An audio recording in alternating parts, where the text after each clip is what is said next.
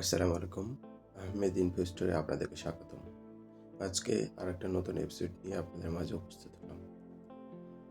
যুক্তরাষ্ট্র ভেনেজুয়েলা তার প্রেসিডেন্টকে অপহরণ করে নিয়ে তার নিজের দেশে নিয়ে চলে যায়। এই বর্তমান বিশ্বে এটা একটা বিরল ঘটনা। এই প্রেক্ষিতে বিভিন্ন দেশ যুক্তরাষ্ট্রের আগ্রাসী ভূমিকাকে উদ্বেগজনক হিসেবে দেখতেছে। ট্রাম্প কি ভেনেজুয়েলার প্রক্রিয়াকে ইরানে অবলম্বন করবে? ইরানে কি এই কৌশল কাজে আসবে?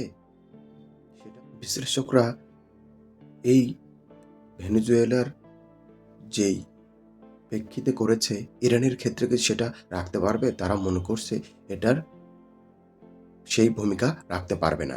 কারণ ইরানের তার মিলিটারি, তারপরে মিত্র, তারপরে তেল বাজার ব্যবস্থা বিভিন্ন প্রেক্ষিতে সেটা করতে পারবে না। তাহলে চলুন আমরা সেই বিষয়ে বিস্তারিত আলোচনা করি। বিশ্লেষকরা মনে করেন ভেনেজুয়েলার রাজধানী কারাকাস আর ইরান এক নয়। ইরানের আছে শক্তিশালী সামরিক জোট, সামরিক শক্তিশালী অবকাঠামো, তারপরে পারমাণবিক কর্মসূচি, তারপরে বহির্বিশ্বের সাথে মিত্রতা। এক নম্বর হলো সামরিক অবকাঠামো শক্তিশালী। ইরানের হাজার হাজার নিষেধাজ্ঞা সত্ত্বেও সামরিক অবকাঠামো বা সামরিক দিক থেকে তারা শক্তিশালী হয়ে উঠেছে। তাদের সক্রিয় এবং মিলিশিয়া এবং আপনার রানিং বাহিনী প্রায় 10 লাখ। তারপরে আইজি, আরসি, বিপ্লবী গার্ড, বিপ্লবী বাহিনী, আরও কয়েক লক্ষ তাদের সেনাবাহিনী মজুদ আছে। এছাড়াও তাদের নৌবাহিনী, স্থলবাহিনী, তারপরে ড্রোন ব্যবস্থাও অনেক আধুনিক করেছে। এর প্রেক্ষিতে এই ভূমিকা তাদের সুদূরপ্রসারী। আরেকটা গুরুত্বপূর্ণ বিষয় হলো হরমুজ প্রণালীতে ইরানের কৌশলগত নিয়ন্ত্রণ। কারণ হরমুজ প্রণালী দিয়ে বিশ্বের প্রায় 1/3 তেল যানবাহন পরিচালনা করে থাকে। এর যদি যুক্তরাষ্ট্র ইরানের ভূমিকা নিয়ে থাকে, তাহলে আপনার ইরান হরমুজ প্রণালী বন্ধ করে দিবে, যা তেল পরিবহন খাতে বিশৃঙ্খলা এবং সারা বিশ্বে উত্তেজনা তৈরি হবে। শক্তিশালী আঞ্চলিক মিত্র নেটওয়ার্কই ইরানের আছে। যেমন ইরানের সিরিয়া, লেবানন, ইয়েমেন এবং হিজবুল্লাহর মতো বিভিন্ন দেশের সশস্ত্র মিলিশিয়া বাহিনী রয়েছে। যদি যুক্তরাষ্ট্র ইরানের ওপর হামলা করে, তাহলে ইরান ওই মিলিশিয়া বাহিনী এবং তাদের মিত্র বাহিনীকে বিভিন্ন ফ্রন্টে যুদ্ধ লাগিয়ে দিবে, যা মধ্যপ্রাচ্যকে অস্থিতিশীল করে তুলবে। ইরান বহুদিন ধরে পারমাণবিক কর্মসূচি পরিচালনা করছে। তারা পারমাণবিক অস্ত্র তৈরি করে নাই, কিন্তু তাও ইউরোপীয় ইউনিয়ন এবং যুক্তরাষ্ট্র এই পারমাণবিক কর্মসূচির মাধ্যমে উদ্বেগ জানিয়েছে। কারণ এটা যদি তারা গোপনে গোপনে পারমাণবিক অস্ত্র তৈরি করে ফেলে, তাহলে মধ্যপ্রাচ্য থেকে শুরু করে তাদের বিভিন্ন সামরিক ঘাঁটি এবং তার নিয়ন্ত্রণাধীন থাকবে তার এই কর্মসূচির আন্ডারে। রাশিয়া চীনের সঙ্গে ঘনিষ্ঠ সম্পর্ক। চীন এবং রাশিয়া বরাবরই যুক্তরাষ্ট্রের সাথে শত্রুতার সম্পর্ক।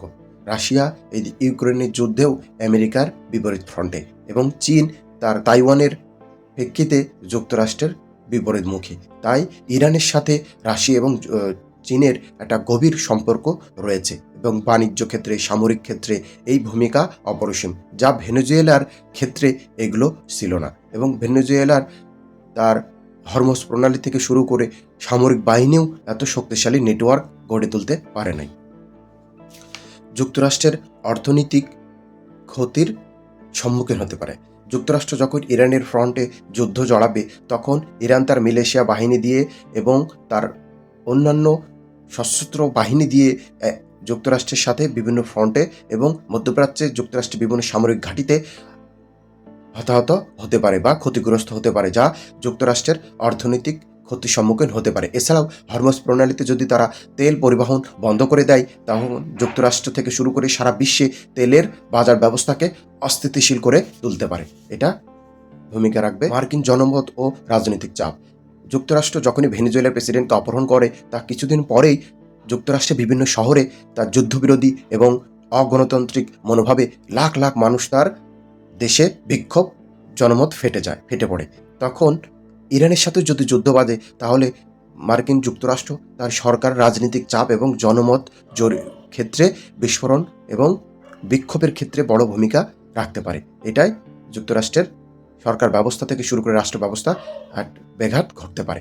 এই বিভিন্ন প্রেক্ষিতে ইরানের সাথে যুক্তরাষ্ট্র আদেও কি ভেনেজুয়েলার মতন কারাকাসে যেমন বর্তমান প্রেসিডেন্ট মাদুরোকে অপহরণ করে ইরানের ক্ষেত্রে কি সেটা পারবে? না, সেটা সম্ভব না। তা অতীত ইতিহাস থেকেও তা বলে দেয়। কারণ 1979 সালে ইরান বিপ্লবের প্রেক্ষিতে তার দেশে শিয়া, সুন্নি এবং মিলিশিয়া যত প্রকার বাহিনী আছে তাদের ভিতরে একটা ঐক্য এবং দৃঢ় মনোবল, তারা যে বহির্বিশ্বের আগ্রাসনে এবং যুদ্ধদায়ী মনোভাবে তারা সবসময় ঐক্যবদ্ধ। তা বিভিন্ন প্রেক্ষিতে 1979 সাল থেকে বড় বড় বিক্ষোভের প্রেক্ষিতেও এটা দেখা গেছে। ঠিক আছে, ধন্যবাদ। আবার দেখা হবে অন্য কোনো ভিডিওতে। ভালো থাকবেন।